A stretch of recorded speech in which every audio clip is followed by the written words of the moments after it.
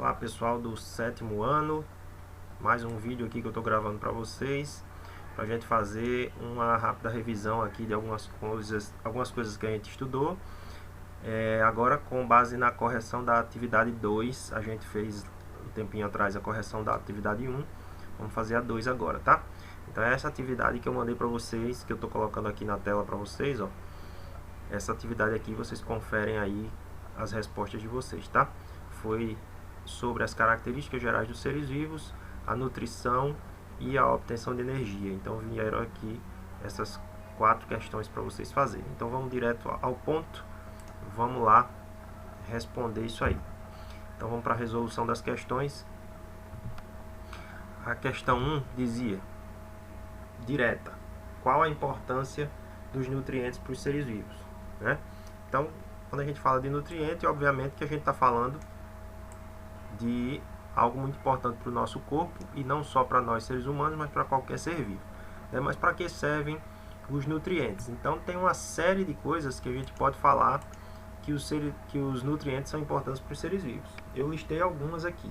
Então a gente pode dizer que os nutrientes são essenciais para os seres vivos porque eles fornecem matéria-prima para a formação do corpo, né? As substâncias que formam o nosso corpo vêm na alimentação, são fonte de energia para a realização das nossas funções vitais. Tudo que a gente faz precisa de energia, e essa energia vem dos nutrientes.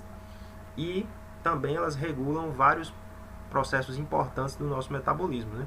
Muita coisa que o nosso corpo precisa fazer, muitas reações químicas que o nosso corpo precisa fazer, dependem de vários nutrientes. Então, aqui tem só algumas ideias do que você pode colocar aí como importância dos nutrientes para os seres vivos, tá? A questão 2 diz, por que classificamos os animais como seres heterótrofos e as plantas como seres autótrofos? Então aqui é só você ver a diferença entre um e outro. O heterótrofo é aquele que não consegue fabricar seu próprio alimento, que não é capaz de fazer esse alimento, e autótrofo é aquele que é capaz de produzir o seu próprio alimento, e para isso eles fazem, na maioria das vezes, um processo chamado fotossíntese. Então os animais não produzem seu próprio alimento e as plantas produzem seu próprio alimento. Então o coelhinho aqui está se alimentando de uma planta, ele é heterótrofo porque ele não consegue fabricar esse alimento, ele precisa obter alimento na planta. Mas essa planta é autótrofa porque ela fabrica seu próprio alimento fazendo isso com a fotossíntese, tá? Questão 3 diz, um determinado ser vivo encontrado no mar é capaz de fabricar alimento usando a energia da luz. Sobre esse ser marinho, responda. Letra A. Ele é autótrofo ou heterótrofo? Ora, vamos lá. Acabamos de falar na questão 2. Se ele é capaz de fabricar alimento, então acho que está na cara. Ele é autótrofo, né? Já está na cara aí que ele é autótrofo.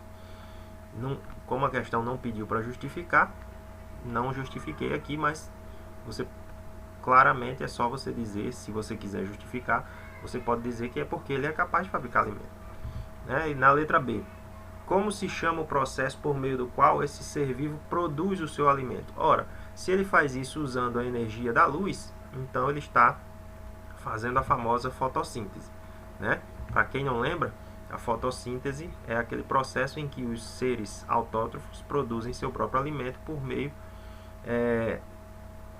de reações químicas que levam a essa produção usando a energia da luz e usando outras substâncias que a gente vai ver agora. A questão C, o item C diz, de que substâncias esse ser vivo necessita para realizar esse processo. Então, além da energia da luz, a energia é a fonte, né? A energia da luz é essa fonte de energia para esse processo, mas ele precisa de substâncias, ele precisa de matéria-prima, que são, no caso, a água, os minerais e também o gás carbônico. Veja pelo esqueminha aqui, ó, está entrando na planta aqui a água e os minerais e também o gás carbônico. Com essas substâncias juntamente com a energia da luz, então esse ser vivo consegue fabricar o seu alimento. D. Além do alimento, que outra substância é produzida por esse processo?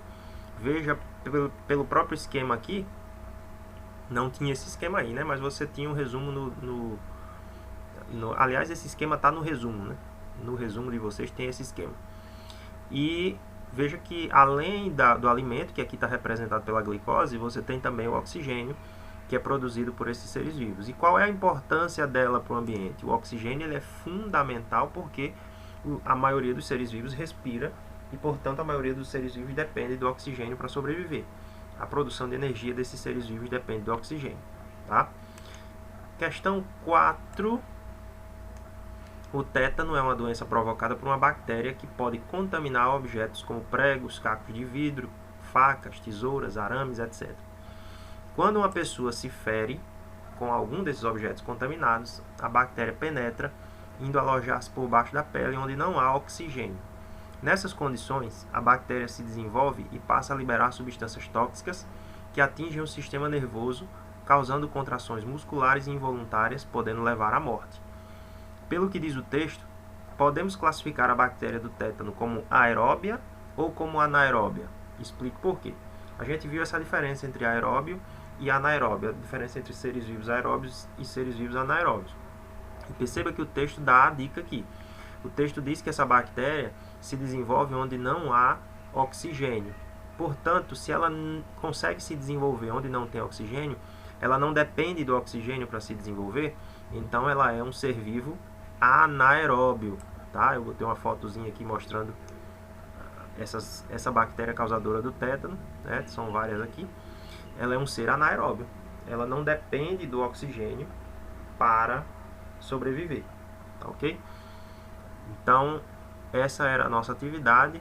Eu espero que vocês tenham tirado as dúvidas. Se ainda tiver alguma dúvida, entre em contato com a gente, tá? Até mais.